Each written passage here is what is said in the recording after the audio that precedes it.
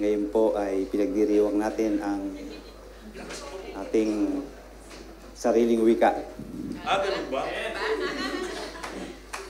Amen. Amen. Kaya hindi pinapunta si Kuya. Kaya po ngayong araw ay nasa himpilan ng ating kapatid na Lawrence. At Settle down po, settle down. amen. Praise God. Care of the people. Amen. Amen.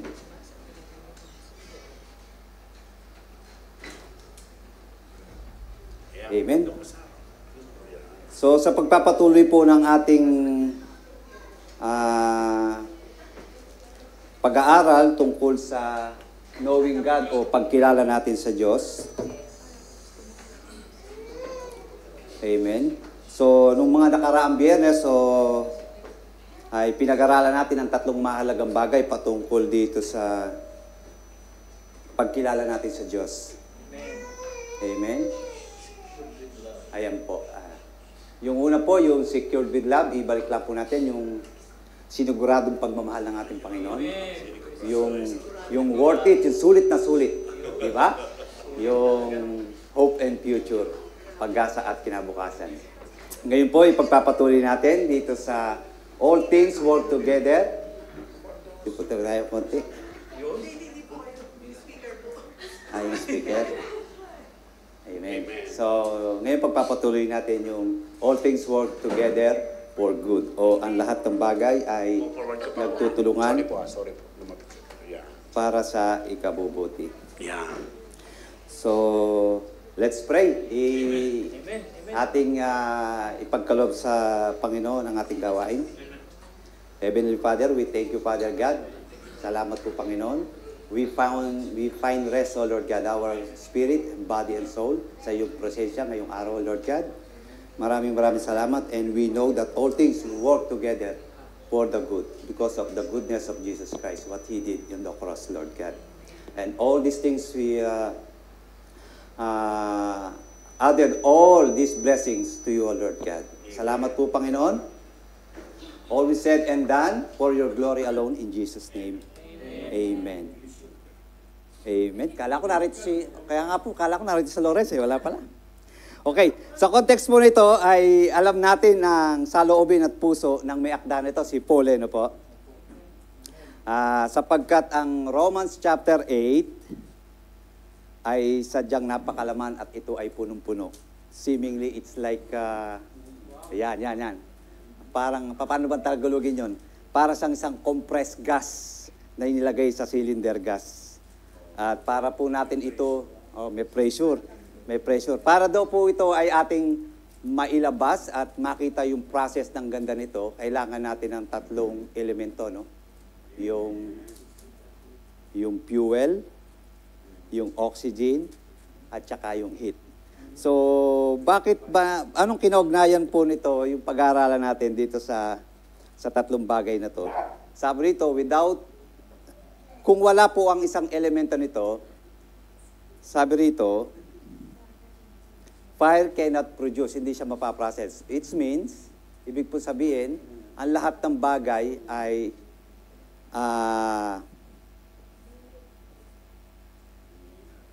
nangyayari at nagkakatulong-tulong ang tatlong bagay na ito. So, kaya nga pag sinabing Romans 8:28, pumapasok sa ating isipan ng napakagandang pangako nito. Ano po? Kahit nga minsan yung mga hindi mananampalataya ay kabisado ang verse na ito, pero ang tanong, alam po ba natin talagang nilalaman nito? Kadalasan, karamihan ng mga Kristiyano ay nahihirapan tayong magtagumpay at naiinip sa pangako ng Diyos mula sa verse na ito dahil marahil ay hindi natin kilala ang Diyos na kumikilos sa ating buhay. So, sa context na ito, alamin natin ang iniisip at kalooban ng puso ng Diyos sa ating mga mananampalataya, sa ating mga Kristiyano po. Ibinigay ang pangako na ito. Amen. Dahil ang kasangkatahuan daw po ay dumadaing. Sabi rito. At ang mga pinabanal, tayong mga Kristiyano, sa ating kapanahon ngayon ay dumadaing din, di po ba? At sabi ni Apostol Pablo, we need to modify our flesh or glorify our flesh. Pero nga dahil sa bagsak na kalagayan ng ating katauhan, tayo ay bumagsak. Ano? So, pero ang maganda rito, nung nagkaroon tayo ng reborn spirit o born again spirit, nung born again natin, nagising ulit ang ating espiritu, sa ganitong kalagayan ay tinutulungan na tayo ng ating banal na espiritu. Amen po. The Spirit help us in our weakness. Amen. So, sabi sa Romans 26, tinutulungan tayo ng banal na espiritu sa kainahan natin. Hindi natin alam kung ano ang dapat nating ipanalangin. Kaya nga, ang espiritu na rin ang nananalangin, namamagitan sa Diyos, para sa atin, mga dahing na hindi natin kayang sabihin. Kung pagpapatuloy natin sa 27, at ang anumang naisabihin ng banal na espiritu, alam daw ng Diyos na siyang sumisiyasat sa puso ng mga tao. Sapagkat namamagitan nga ang banal na espiritu na siyang sumisiyasat sa puso ng mga Kristiyano o mga mananampalataya. Kung ano man yun ang saloobin o nais ng Diyos para sa atin.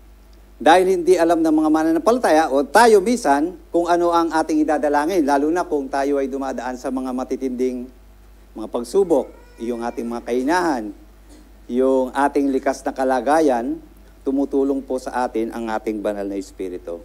Kaya kadalasan pag tayo ninanalangin, hindi po tumutugma, ano po? Hindi tumutugma sa kalooban ng Diyos. May mga panalangin na talagang hindi perpekto o sakto. Pero kapag ang banal na espiritu na po ang nanalangin para sa atin, siguradong may sasagutan Diyos. Amen? So, bakit nga ba kailangan mamagitan ng banal na espiritu? Kasi po ito, may bote po rito, no? Ang bote nito, pag binuksan ko, ang kaisipan ng Diyos ay isang punong-puno. Pag isinalin po natin ito rito sa takip ng bote, matatapon lang, hindi siya sasapat. Ngayon, kung ibabalik natin ang laman ng takip sa empty bottle, hindi naman niya kayang punuin. So, ganun kalawak ang kaisipan ng Diyos na hindi natin kayang abutin. Kaya nga, minsan nung may nagpa-pray sa akin noon, mga panahon na nung umuwi ako sa Pilipinas na may mga karamdaman, may mga sakit, mga ilang araw lang namatay. Oo. Amen. Dahil hindi ko naman alam talaga ang mabuting layunin ng Diyos para sa Kanya. Pero hindi naman po ibig sabihin na hindi po maganda ang ating panalangin. Maganda ang ating panalangin at nais ng Diyos na ipanalangin ng mga may sakit. Amen po? Pero sa kaisipan ng Diyos, ayon sa Kanyang layunin, yung mga bagay na hindi natin alam, there's a certain in our life na hindi natin alam kung anong perfect wisdom ng Panginoon. Kaya yung Espiritu mismo ang tumutulong sa atin para ilapit sa kalooban ng ating Panginoon. Ngayon ang tanong, ano naman ang itsura kapag tumugon ng Diyos sa panalangin ng banal na Espiritu? So, ibig sabihin may itsura po. Dito natin makikita sa teksto ngayong araw, ang katugunan sa verses na ito, isang verses lamang, gaya ng ating sinabi, ito'y sadyang napakalaman, at isa-isa natin pag-aralan upang maunawa natin sa tulong ng banal na Espiritu that God is working in our good. So, amen? So, Apostles write sa verse 8:28.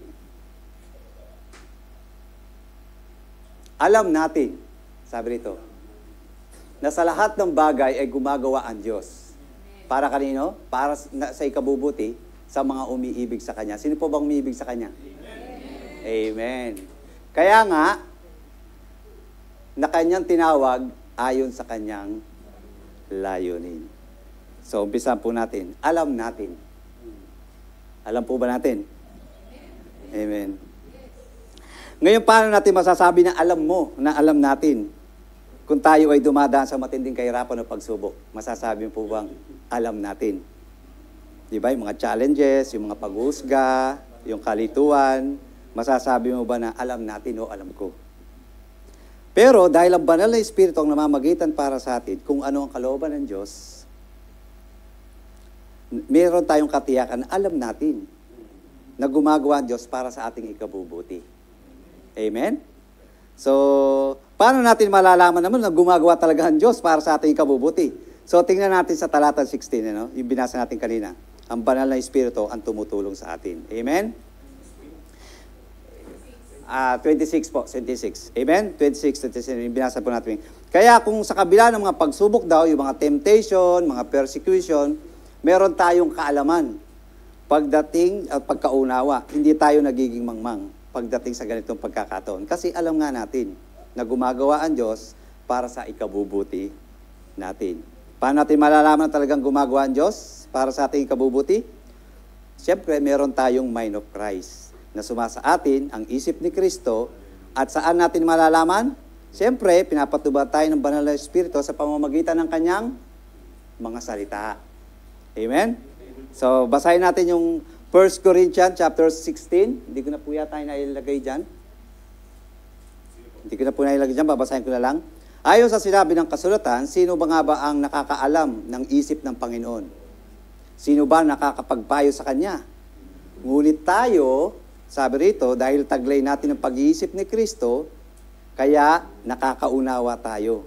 Kaya alam natin na sa lahat ng bagay ay gumagawa ang Diyos. Amen? So, dito naman po tayo sa lahat ng bagay. Sa lahat ng bagay. Tingnan naman natin ngayon dito kung ano ang tinutukoy sa lahat ng bagay. Sabi ni Apostol Pablo, no? Ang lahat ng bagay ay hindi tumutukoy sa physical health or yung wealth na makakamtam natin balang araw pagkatapos ng pagsubok dito sa lupa. Halimbawa, ako, nawalan ako ng trabaho. Pagkatapos nagkaroon ng trabaho, nalugi ang negosyo, na-restore ang negosyo. Amen?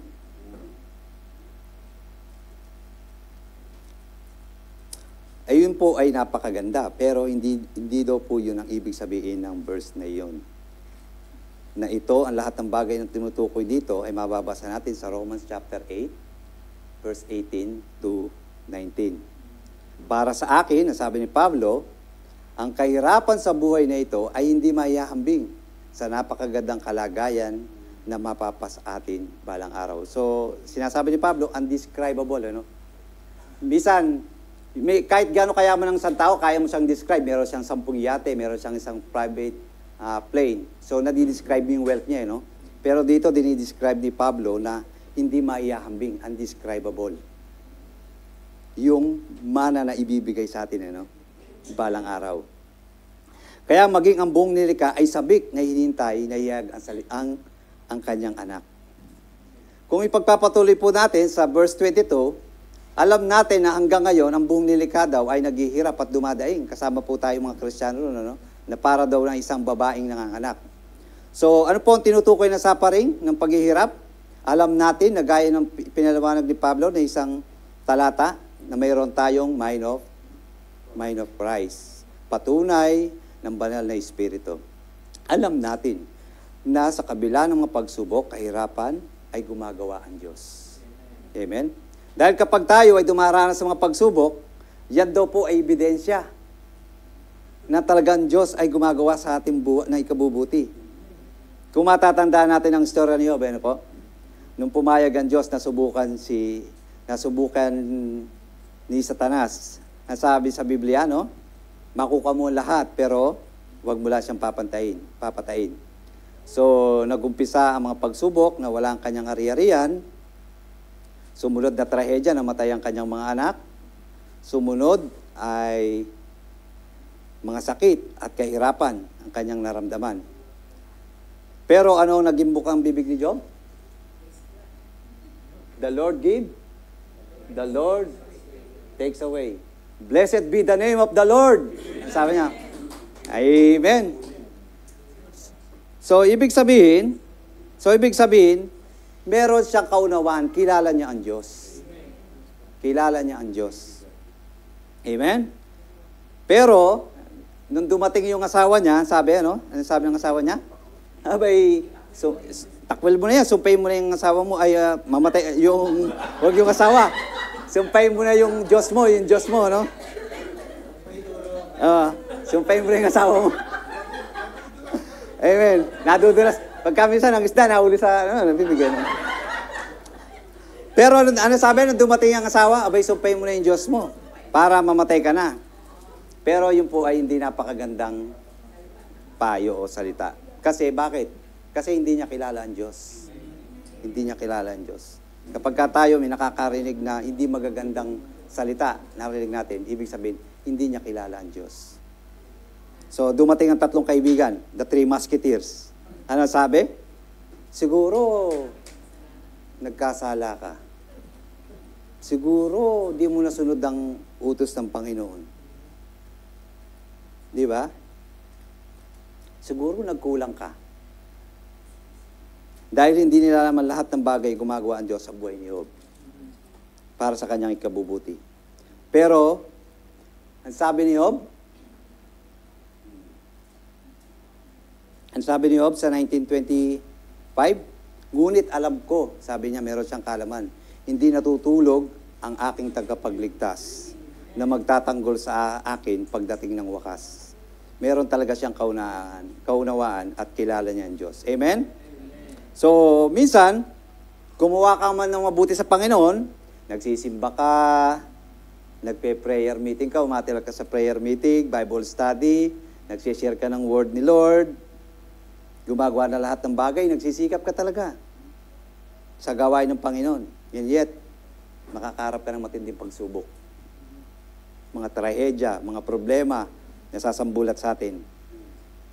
Sometimes we forget that all things work together for the good. Alam natin ang lahat ng bagay gumagawa ang Diyos. Kahit sa gitna ng ating pagdurusa. Kaya nga sabi sa Isaiah 60 verse 1 to 3, sa kabila ng ating mga sugatang puso at pagdurusa at pagluluksa, ay gumagawa ang Diyos upang tayo ay aliwin. Amen? Kaya nga, sa labas, sa mga hindi mananampalataya, pag may mga hindi magandang nangyari sa kanilang buhay, sinasabi nila, meron itong nagawang hindi mabuti. Siguro, sa ginawa niyang itong masama, kinakarma siya. Diba? Pero sa Bible daw po, kung ikaw naman ay nagsisikap at gumagawa ka ng mabuti at dumanas ka ng mga pagsubok, kapagyatian, kahirapan, yan daw po ay ebidensya na gumagawa ang Diyos para sa ating ikabubuti. Amen? Sa context na ito, ang lahat ng bagay ay nire-reference ng mabuti at ng sufferings, good and sufferings. So dito, sabi rito, why does God allow suffering? Amen? So tingnan natin ang mga different texts from James and Peter kung bakit ina-allowed ito. Basahin natin sa James chapter 1 verse 2 to 4. Hindi ko po yata nailagay dyan yung verse. So babasahin ko na lang po, no? Mga kapatid, mag-alak kayo kapag kayo ay dumadanas ng iba't ibang pagsubok. Dapat niyong malaman na maging matatag ang inyong mga pananampalataya sa pamamagitan ng mga pagsubok. At dapat kayong magpakatatag hanggang wakas upang kayo ay maging ganap at walang pagkukulang. Sabi naman kay Peter, 1 Peter chapter 1 verse 6 hanggang 7, ito'y dapat ninyong ikagalak. Kahit maaring magdanas muna tayo ng iba't ibang pagsubok sa loob ng maikling panahon, ang ginto bagamat nasisira ay pinapadaan sa apoy upang malaman kung talagang dalisay. Gayon din naman ang ating pananampalataya na kahit mahalaga kaysa ginto ay sinusubok upang malaman kung ito'y talagang tapat. Sa gayon, kayo ay papupurihan at dadakilain at pararangalan sa araw na mahayag si Jesus. So dito po nakita natin yung dalawang klase ng suffering, yung pagsubok at pagtitiis. Ang sabi kay James, pinatatatag daw ang ating pananampalataya. Ang sabi naman ni Peter, upang tayo ay lumabas ang ating kaningningan. So, kapag may mga tao na china-challenge tayo sa ating buhay, huwag po tayong bibitaw. Kasi sinusubok tayo ng Panginoon kung talagang tunay ka nga upang lumabas ang iyong kaniningan. Amen? So, ngayon, tingnan naman natin ang susunod na kung ano ang gumagawa, kung paano gumagawa ang Diyos. Gumagawa ang Diyos. So, balikan natin ulit yung Romans chapter 8, verse 1 to 4. Amen? Kaya ngayon, hindi nahahatulan ng kaparusahan ang nakay Kristo. Sapagkat nakipag-isa na sa atin si Kristo Jesus, pinalaya niya tayo sa kapangyarihan ng kasalanan. Amen? So, ang ating Panginoong Jesucristo. Sa 3, ang kautusan ay hindi sandali po.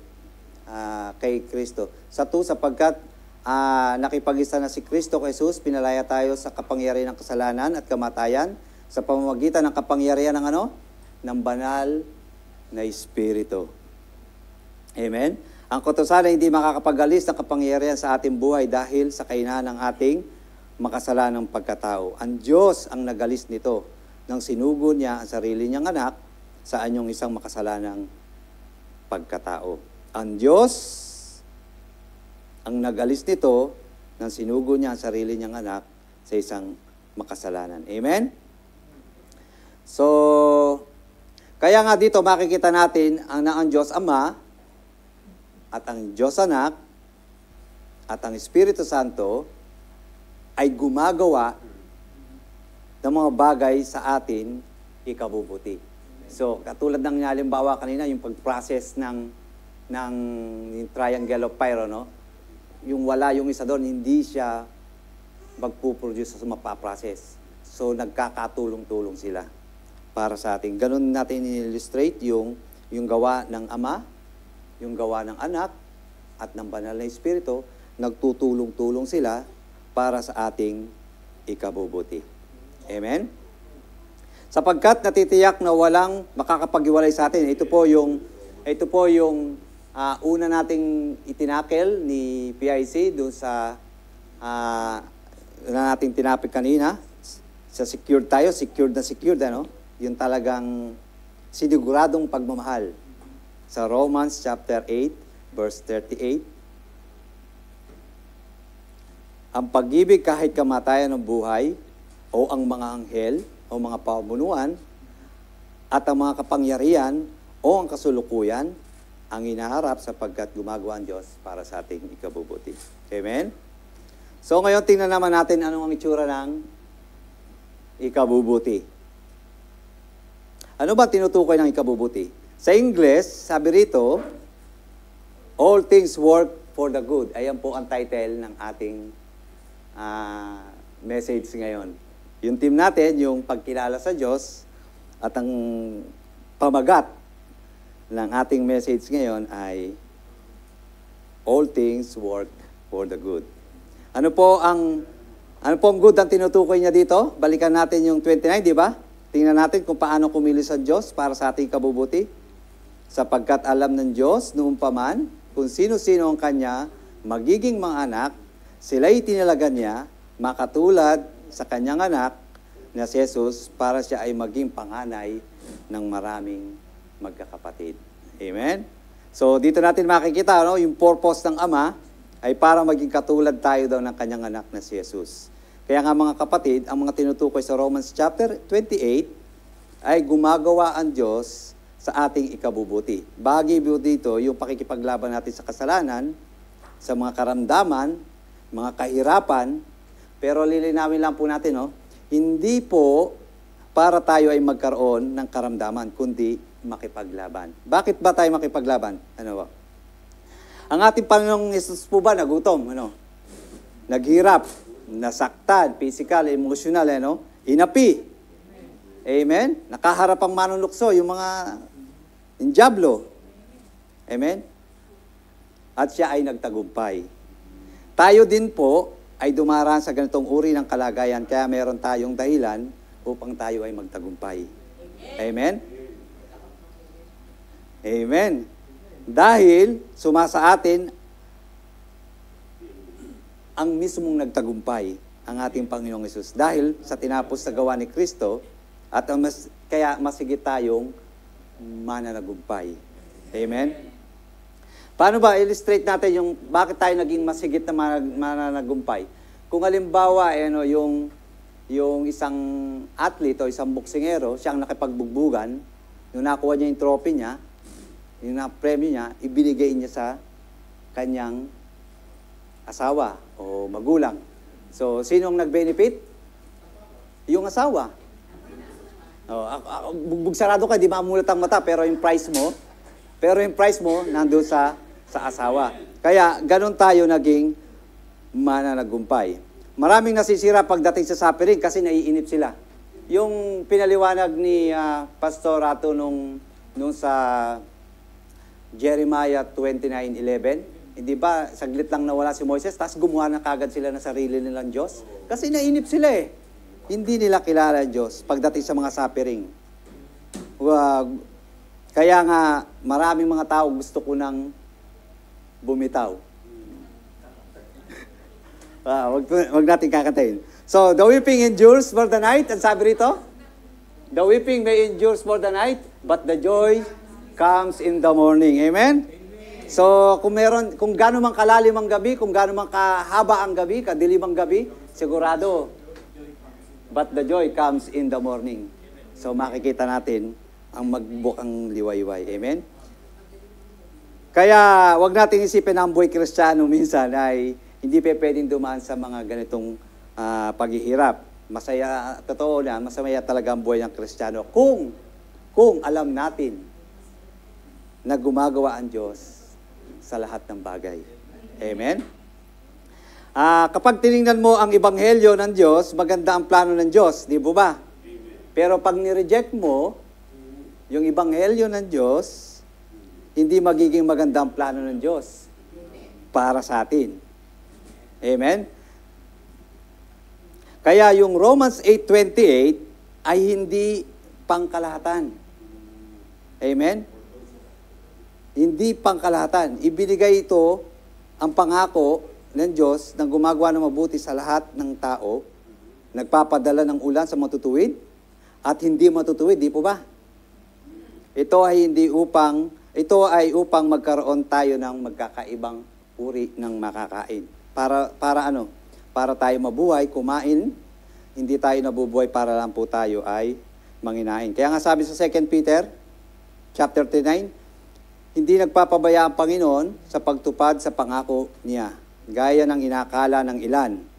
Ang totoo, binibigyan lang sila ng pagkakataon na magsisi. Amen? So sa lahat ng kanilang mga kasalanan, dahil ayaw niyang mapahamak ang sinuman. So ibig sabihin, minsan nasasabi natin, napakabuti ng Diyos, sa mabuti at masama. Nagbibigay ng biyaya at pagpapala ang Panginoon. Totoo po yun. Kaya nga sabi sa 2 Peter, binibigay ng Panginoon yun para tayo ay mabuhay at makapagsisi. Amen? Kaya nga, ang ikabubuti sa Romans 8:28 ay hindi tumutungkol sa lahat ng bagay. Ang sabi sa atin, sa talata, na lahat ng bagay ay nagkakalakip-lakip para sa ikabubuti. So, specific po, ang sinasabi dito, doon lamang sa mga umiibig sa Kanya. Sino pong umiibig sa Kanya? Amen. Tayo po, di ba? Amen? Kaya karamihan, hindi mga mananampalataya ay ina-apply ang verse nito. Inaangkin nila. Marami pang mga pangako verses na pangako ang Diyos na inaangkin na sa mananampalataya lamang ibinigay. Kanino po ibinigay? Sa atin, mga umiibig. So, basahin natin yung Roma 8:9. Roma 3:9. Tingin ko sa 3:8. Roma 3:9. So ngayon, ang kalagayan nating mga Hudyo ay mas mabuti kaysa mga Hintil? Sabi ni Pablo, hindi. Tulad nga ng aming napatunayan na ang lahat ng tao ay nasa ilalim ng kapangyarihan ng kasalanan, maging Hudyo man o Hintil man. Ayon sa nasusulat, walang matuwid, wala kahit isa, walang naghanap sa Diyos. Amen? Ang lahat ay lumihis na landas at nagpakasama. Walang gumawa ng mabuti, wala kahit isa. Kaya ang tanong, lahat po ba ay umiibig sa Diyos? Amen. So, tingnan natin yung umiibig. Andiyan na po pala. Yung umiibig. Nagsisikap na makilala siya, umaattend tayo ng mga Bible study, gumagawa po ng mabubuting bagay, nagnanais na katagpuin ng Diyos, o mas mahalaga pa ang personal na lakad, kasama ang mga troops, mga tropa peeps, mga So, mga kapatid, kung hindi natin to ginagawa, masasabi po ba natin iniibig natin ang Diyos? Ibig sabihin, ito ay hindi pangkalatan. Gumagawa ang Diyos, may plano ang Diyos, gaya ngayon, naririnig natin ang kanyang imbitasyon para po ito sa ating ikabubuti. Amen? Ang tinutukoy dito ay ang umiibig sa Kanya. Ayan po, ang umiibig sa Kanya. Kaya pag tayo ay nagpabago o binago ng banal na Espiritu, ay iibigin natin ang Diyos. At mapapabilang sa Kanyang mga plano. Kung wala naman sa isang tao ang Espiritu ni Kristo, at hindi tumanggap kay Kristo, ang sabi sa Romans chapter 8 verse 9, sa madaling salita, kung wala sa kanila ang Espiritu ni Kristo, hindi niya magagawang ibigin ng Diyos. Hindi niya magagawang kilalanin ng Diyos o lumapit sa Diyos. Dahil malinaw ang sulat ni Pablo sa mga taga-Roma na ang pag-ibig sa puso ng tao, yaong taong pinananahanan ng banal na Espiritu. Kaya nga ang pangako na ito ay binigay sa atin. Amen? Amen. Amen. So, huwag po tayo malungkot. Binigay po sa atin ang pangako nito. Amen? Amen. So, maraming tayong mga narinig kung paano natin natanggap yung biyaya ng ating Panginoon. Kaya nga, ang isang tao, pag naranasan ng pag-ibig ng Diyos, tunay na tumanggap sa Diyos, at naranasan niya ang pag-ibig ng Diyos, ang nagiging result nito ay nagkakaroon siya ng pagbabago ng pananaw, ng paniniwala sa kanyang puso, na ang Diyos ay gumagawa sa lahat ng bagay ayon sa kanyang ikabubuti. Paano po natin malalaman kung ang tao ay nagkaroon ng transformation of heart? Paano daw po natin malalaman? Nagkakaroon to ng diligent o masigasig na pagsasaliksik na salita ng Diyos. Amen? Sabi niya natin, diligent. Iyon, no? Ingredient yata yung narinig ko. Amen. Amen. So, sa pamamagitan ng pag-attend ng Sunday service o mga Friday service naman dito sa atin, umattend ka sa mga Bible study, nagde-devotion ka, masayang nagbibigay sa gawain ng Panginoon pag tayo ay nakatanggap ng biyaya mula sa Diyos, ito ay binibigay natin sa Kanya at ang Diyos ay dalawang kamay na tinatanggap. Bakit dalawang kamay kaya tinatanggap ng Panginoon ang binibigay sa atin? Kasi ito ay bahagi ng ating buhay. Bahagi ito ng ating sakripisyo. At pagkilala natin na sa Kanya nagmula ang lahat ng bagay.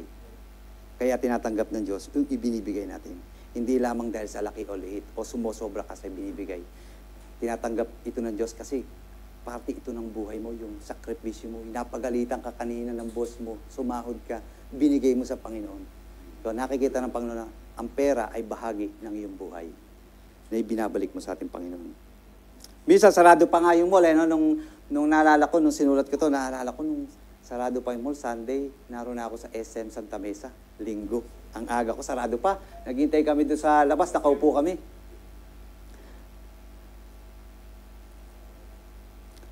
Pero, sana po, tayo, gayon din tayo pag magsisimba. Tayo ang nagbubukas ng simbahan. Mas maaga pa tayong dumarating sa ating simbahan. Kaya meron nagsasabi na mahal niya ang Diyos, pero hindi nagbabago ang kanyang buhay. Madami siyang nagiging transformation pag uwi sa bahay, pagsapit ng gabi, o kaya, andito pa lang sa loob ng church. Iniisip na kung nilakad mamaya. Magkakape ba tayo mamaya, Pastor? Hindi sinasaliksik kung tama ba ang narinig niyang mensahe mula sa Diyos. Yung nakita kang nakaupo sa church at attendance ay sapat na. Hindi po ba? Sapat na po ba yon? Hindi tayo gumagawa para ma-impress ang ating mga leaders, yung mga members, kasi mahal natin ang Diyos. Mahal natin ang gawain ng Panginoon. Subukan po natin mga kapatid na pag mayroong sunog o bagyo o matindi mga pagsubok, mga trahedya, kaya yung mga hindi reliyosong tao nagiging reliyoso. Tumatawag sa Diyos. Bakit? Amen. Kasi ang iniibig lamang nila yung kayang ibigay ng Diyos. Pero pag wala nang naibigay na sa kanila ng Diyos, kaliwali. Amen? Kaliwali. Kaya nga dati, nung tayo yung nakapag-abroad, nung dati tayo nakapag-abroad o nasa abroad, nagpaplanong lumipat ng ibang abroad, iniisip po ba natin na kung pupunta tayo sa isang lugar, ay meron po ba akong mapupuntahan charge doon? Kaya nga sabi ni Pastor Matt kanina, no? Kung hindi kalooban ng Diyos, ano sabi ni Moises? Kung hindi po niyo kami sasamahan, huwag niyo na lang kaming paalisin dito, sa lugar na ito. Sapagkat kung hindi kayo sasama sa amin, paano malalaman ng mga tao na kami ay yung pinagpala? So, malinaw po, ang pagpapala ay mula sa Diyos. Amen? So, hindi basta, may opportunity rito, lipat kagad doon. Amen. So, teka muna. Nalit yata ako na dapat yung kanina. Amen. Amen. Ay, baka ito. Okay. Amen. Tinawag. Sa theology po, ay meron tinatawag na general call. Ito po yung kaninang sinasabi ko kung bakit sa mananampalataya lang ibinigay yung pangako na yun. Ano? Sa theology, meron po tinatawag na general call o ibinigay ang Diyos sa lahat ng tao. Ito po ay imbitasyon to repent sa ating mga kasalanan. Yun po ay ang general call. Kaya kung kay Mayor, pinatawag tayo, hindi naman general call yun, ayuda yun. Ayuda ang binibigay niya. Hindi ano po. Amen. Dito po ang ang tinatawag natin sa Romans 8:28 ay hindi tumutukoy sa salitang imbitasyon. Hindi tayo ini-invite. Na-invite na tayo. Narito na tayo. Amen. Ang salitang tinawag ay katumbas ng salitang ligtas o tumugos sa paanyaya mula sa Diyos. Amen. Halimbawa, tumawag si pastor sa akin, binigyan ko halimbawa si pastor, lagi na lang si Kuya Joseph Si pastor naman. Oo, gaganti po natin. Halimbawa, tumawag sa akin si pastor. Hindi siya tumawag sa akin dahil marami siyang load. Tumawag sa akin si pastor kasi meron siyang pakay. Meron siyang layunin. Ang pagtawag niya ay binabanggit ang pangalan ng tinawagan. Tayo po ba pagkatatawag tayo, binabanggit natin yung pangalan ng ating tatawagan? Oy, kuya, Hindi po binabanggit. Amen. Sa Biblia, kapag tinawag tayo ng Diyos, hindi lamang ikaw tinawag sa pangalan. Tinawag ka upang magkaroon kayo ng magandang kinabukasan o relasyon. Amen? Sa theological, tinatawag itong effectual call. Sabi nga na po natin, effectual call. Ayan. Amen. Binibigyan ka ng pagkakataon upang matinig ang Ebanghelyo. Amen? At tumutugon sa kanyang panawagan ng may pagsisisi, pananampalataya at pagsunod. Ito ay katumbas ng inner call. Meron na naman. Inner call. As the same as thing, inner call. As same as thing as umiibig. Amen? O, sino po ba ang umibig sa Diyos? Yung mga tinawag, tayong nandito, yung mga tinawag. So, ano naman ang gagawin ng mga tinawag? Iibigin nila ang Diyos.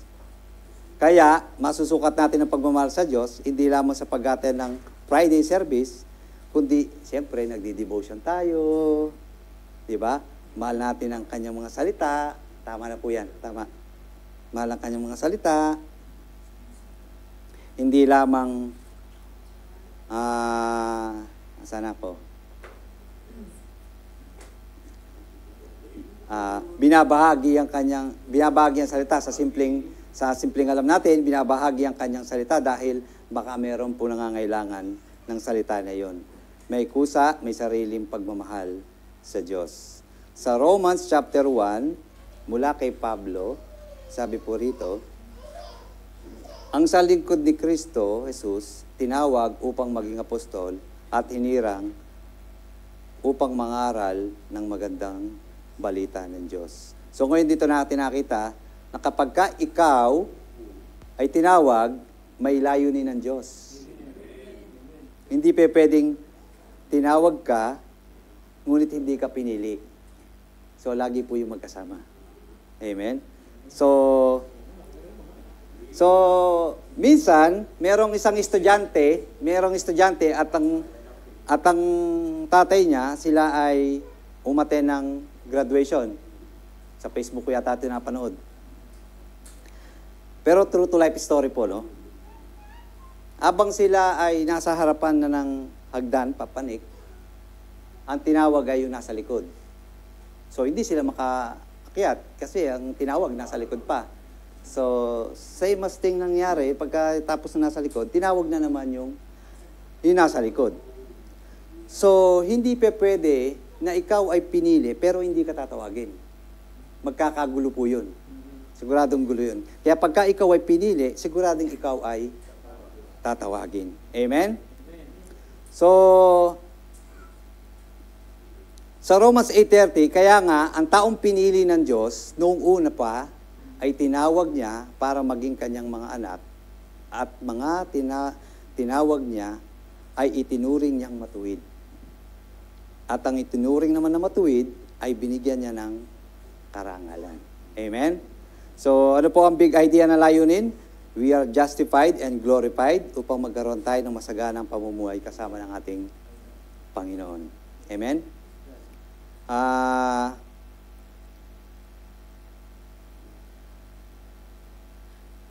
Amen. Nalilate ako. Ngayon alam natin na ang Diyos ay gumagawa sa ating ikabubuti. Amen? So, sa lahat ng bagay. So, nasaan ako?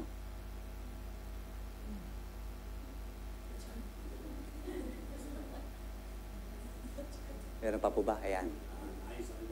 Ayon sa kanya layon. Ayun na po pala yun. Yung sa kanya layon, last na po pala yun. So, yun po. Nalate lang po ako ng konti. Sa purpose mo. Ayan. Kaya nga, ang layo natin is justified and glorified upang magkaroon tayo ng masaganang pamumuhay kasama ni Kristo. Amen? Amen. Amen. So, God is calling you to equip you. Amen. Ulitin nga po natin. God is calling you, equipping you, preparing you, according to His purpose. Congratulations sa mga TMA. Siguradong yan ay inyong panghahawakan. Amen? So, ayan po. Amen. So, amen. So, life application na po tayo. God is working for our good. Tinitiyak sa Romans 8:28 na walang pagdurusa na masasayang sapagkat gumagawa ang Diyos para sa ating kabubuti. Amen?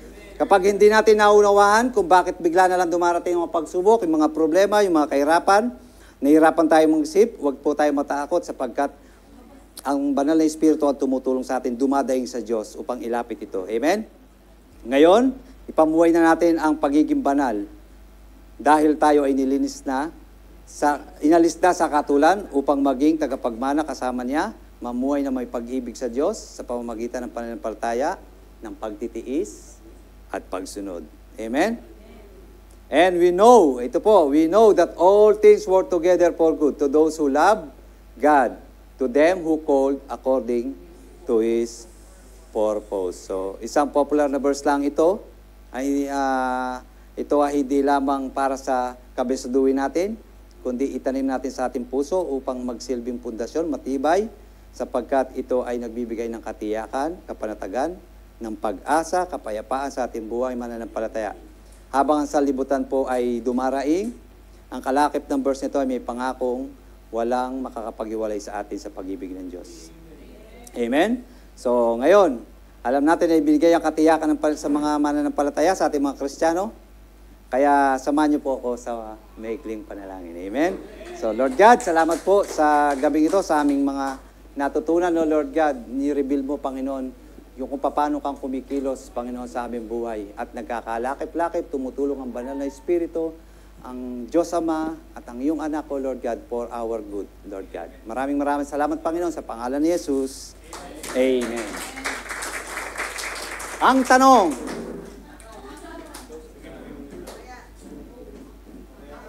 Mamaya pa. O, balik natin. Amen. Praise God. Pagkilala natin sa Diyos. Question 2. Sa ating mga nagpag-aralan sa Romans 8 verse 28, handa ba nating baguhin ang ating pananaw hinggil sa pagkilala natin sa Diyos?